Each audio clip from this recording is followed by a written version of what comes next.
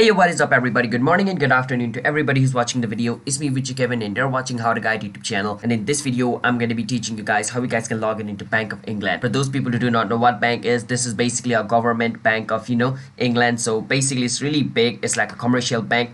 And if you guys open account in it, it's pretty advantageous to you guys. It also provides you 0.1% rate on your saving account, and then provides 3.2% inflation rate, which is all this stuff you guys are gonna know if you visit this official website. So if you guys want to know about it, you can visit the official website to log in into its online banking. It's pretty easy, so follow the step which I'm going to be showing you. But before I show you the steps, I want you guys to hit that like and subscribe to our YouTube channel with notification on, so you guys can get notified for a future video. Let's move on. You want to search for Bank of England and you want to write login over here. You want to search for Bank of England online banking login and click on where it says home Bank of England.